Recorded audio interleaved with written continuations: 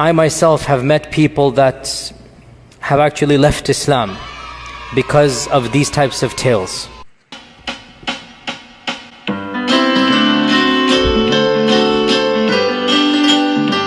I'm Muhammad, I'm a prophet because I said so.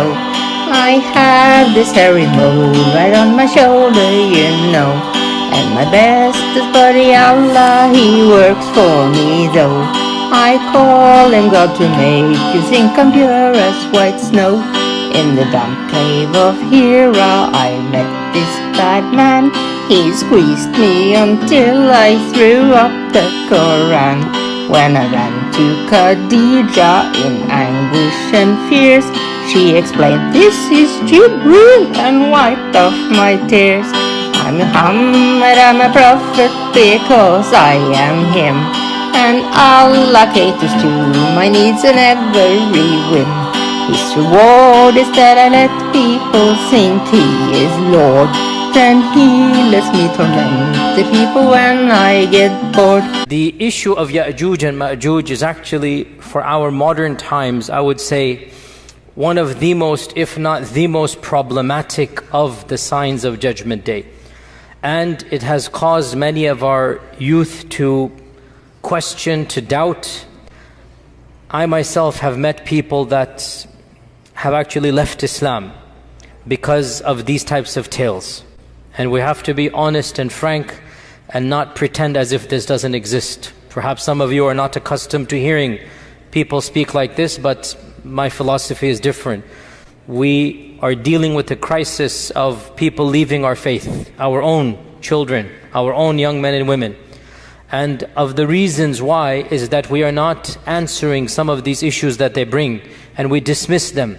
The issue of Yajooj and Majooj is something that doesn't just occur in the hadith. It is explicit in the Quran. Standard medieval interpretation of Yajooj and Majooj is the following. This is what you find in Ibn Kathir.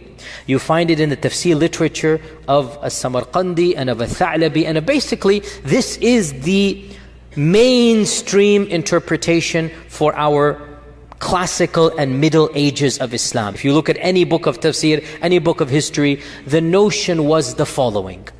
Yajooj and Majooj are a bizarre, exotic tribe in the nether regions of the world that have been trapped by Dhul Qarnayn thousands of years ago, and they're still trapped to this day. That Yajooj and Majooj are a living tribe, blocked to this day behind the wall that was built 4,000, 5,000 years ago. That wall miraculously is still there. People can see on the one side, and on the other side you have these savages that Allah knows how they're eating, drinking, replicating, whatnot, and they're still there for eons and eons and eons. Dare I say, anybody who knows science and geography and modern civilization, you cannot believe that there is a tribe for 4,000 years trapped behind a wall. I mean, if you believe this, that's your position. I cannot believe it. I find this very difficult to believe. If you still believe that there's a big wall that is lasting for thousands of years, and by the way, no human structure is that fortified for 4,000 or 5,000 years that nothing happens to it. Even the Great Wall of China needs to be built up or whatnot. I mean, it doesn't work that way. But anyway, if you believe, and anyway, so this is, what can I say? If you believe it, you believe it. I am somebody who, what can I say? My mind doesn't believe this. Others have said, we need to reinterpret Yajooj and Majooj metaphorically. And that is this newfangled interpretation. This is a very modern interpretation. It only begins in the 60s and whatnot, where they say Dajjal and Yajooj and Majooj are symbolic. I admire the fact they're trying to salvage the tradition, because they understand that mainstream interpretation doesn't make sense. Another group says, and this is something that I have heard myself, some ulama say, that perhaps Yajooj and Majooj are not on earth but under earth. That's why the satellites haven't discovered them. Again, I appreciate the salvaging, I really do. But how can human beings survive? No vegetation, no plants with the sun, no oxygen, food, drink, thousands of years. And according to these traditions, we're talking about gazillions of people.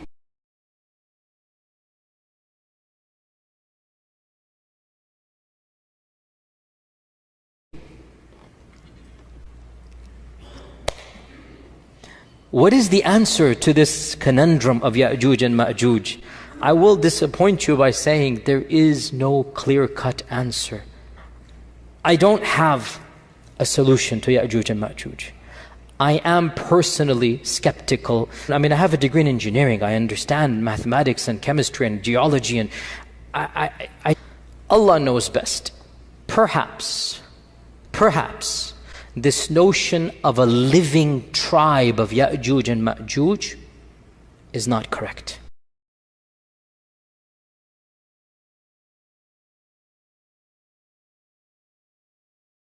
This notion of a living tribe of Yajooj and Majooj is not correct.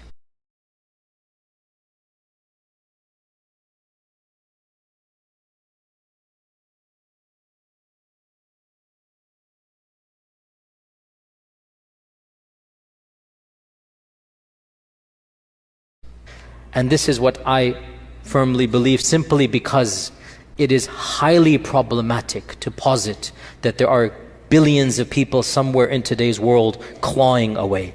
There is another interpretation which I hesitate to even verbalize. And I will tell you honestly, this is not mine. One of my scholarly friends, in a private conversation, so he will not allow me to mention his name. So we were talking with a group of ulama, a group of students of knowledge, whatnot, call them whatever you will, and we're talking about this problematizing. It is a problem, wallahi, it's a problem for any rational mind. What are you going to do with Yajooj and Majooj? He said, let's look at these traditions again. We see that first and foremost, Yajooj and Majooj seem to be human but not human. You see where this is heading. And they seem to be a race of people that cannot be fought. And they seem to be doing things that are bizarre, drinking up all of this water. That's not, humans can't do that. Mentally, they don't seem to be 100% there when they think they can kill the people of the heavens. This isn't normal. This isn't rational. The regular human beings alive, the followers of Isa, are so terrified of this group that they don't even want to see them. They're fleeing away from them. They will not fight them. The hadith mentions they will not be able to be fought. He mentions, if you look at the popular imagination of our times, you find a genre of literature and horror movies. What if the concept is there that these groups of people are human but not quite human? And they're doing all of these things, and everything just started clicking in my head. Check, check, check, check. So yes, the key point. They shall die the death of one man. How will they get gotten rid of? Allah will send a disease, some type of antivirus, some type of vaccine. I'm just saying what my friend said. Because the hadith mentions this explicitly, does it not? Allah will send something that will get them in the neck, and they will die the death of one person.